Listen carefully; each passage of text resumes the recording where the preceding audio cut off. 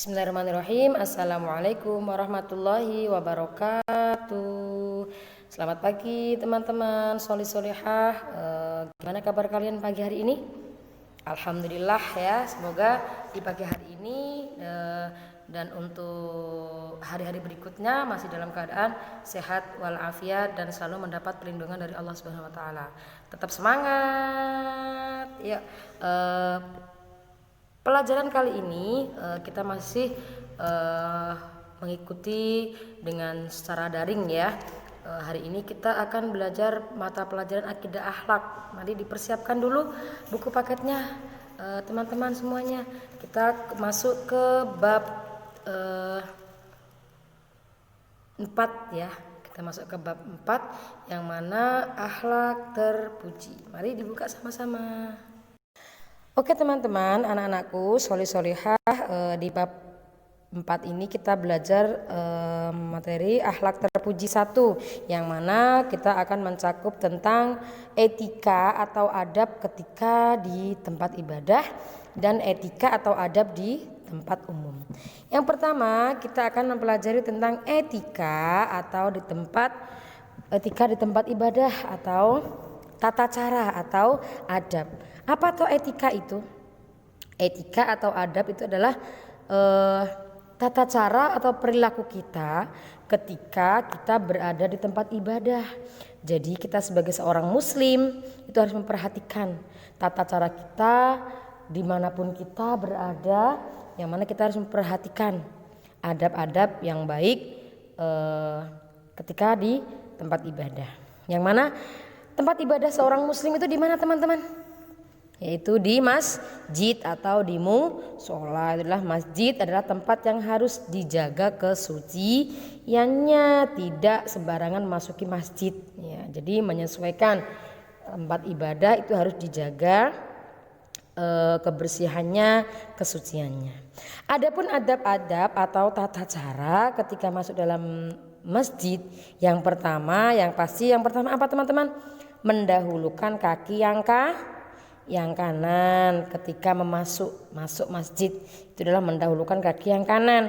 Dan yang kedua, diusahakan memasuki masjid dalam keadaan bersuci. Jadi kalian harus menghilangkan hadas dulu, baik dari hadas kecil maupun hadas besar, yang mana diutamakan dulu berwudu, seperti itu. Yang ketiga yaitu untuk laki-laki disunahkan memakai wangi-wangian. Nah ini biasanya yang laki-laki disunahkan untuk memakai wangi-wangian ketika masuk dalam masjid. Yang keempat, mengerjakan sholat sunnah tahiyatul masjid, yaitu adalah 2 rakaat sebelum duduk, yaitu sebelum kalian iktikaf atau berdiam diri di masjid sambil menunggu waktunya sholat, kalian disunahkan untuk tahiyatul masjid, yaitu sholat tahiyatul masjid. Yang kelima, menjaga kebersihan masjid dari kotoran, seperti tidak boleh meludah di dalam masjid, enggak boleh. Dan yang keenam, tidak boleh mencari barang yang hilang dalam masjid. Nah, contohnya misalkan kalian tuh mencari-cari, siapa tahu ada barangnya si A ketinggalan, siapa tahu ada barangnya ini ketinggalan. Nah, itu tidak boleh ya. Sama aja itu namanya mencari-cari. Dan yang ketujuh, tidak boleh melakukan jual beli di masjid. Nah, dalam masjid karena itu tempatnya ibadah, tidak boleh. Misalkan nih Mas Hilal dan Mas Dafa, transaksinya di dalam masjid, jual beli dalam masjid itu tidak boleh. Meninggalkan ucapan-ucapan yang tidak berguna dan memperbanyak zikir kepada Allah. Nah itu semuanya itu namanya adab. Adab itu adalah tata cara atau etika yang benar ketika kita berada di dalam tempat ibadah, entah itu di dalam masjid yang dekat rumah kita, entah dalam masjid umum yang dekat jalan raya. Semuanya yang tempat ibadah kita harus mempergunakan etika dan adab-adab yang semestinya. Nah itu yang ketika dalam masjid. Selanjutnya, etika di tempat umum. Tadi sudah saya jelaskan yang namanya etika tadi apa tuh? Tata cara atau perilaku atau adab yang benar ya. Tempat umum itu adalah tempat di mana kita bertemu dengan banyak orang. Yang namanya umum sudah pasti di situ, dengan kata-kata umum pasti banyak orang kita temukan. Contohnya di terminal, di jalan raya, di mana lagi, di lapangan mungkin. Nah itu namanya tempat umum. Ketika berada di jalan, kita harus berjalan di sebelah kiri. Tempat bagi berjalan kaki adalah di trotoar. Jadi kita jangan seenaknya saja atau semau kita mau berjalan, tapi semua itu ada aturannya. Nah, ketika berjalan kita juga harus sopan santun, tidak boleh bersendau gurau. Ini khususnya anak-anak yang suka yang dekat dengan jalan raya, itu juga harus diperhatikan. Ketika berjalan kita juga sesuai dengan aturan, yang mana yang diperbolehkan untuk jalan kaki ya kita lewati, tapi untuk jalan yang tidak boleh dilewati dengan jalan kaki ya kita tidak boleh melewatinya. Nah, adapun adab-adabnya yang harus diterapkan ketika di tempat umum, yang pertama yaitu apa? Satu, yaitu saat keluar rumah mendahulukan kaki kiri sambil membaca doa. Bagaimana doanya? Bismillahi tawakkaltu 'ala Allah la haula wala quwwata illa billah.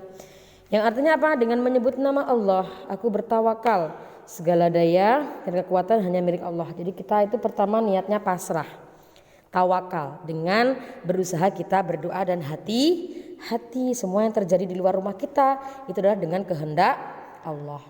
Yang kedua, berjalan tidak terlalu cepat atau lambat. Jangan terburu-buru ya. Walaupun waktunya sudah mepet mungkin, tapi jangan sampai terburu-buru. Karena orang terburu-buru itu akhirnya apa? Kita jadi salah semuanya ya. Terus yang ketiga, tidak boleh berjalan dengan memakai satu sandal atau sepatu, itu namanya namun jinjit. Gitu ya. Terus menahan pandangan, yakni mata tidak jelalatan tuh, terutama dijaga pandangan kita ya.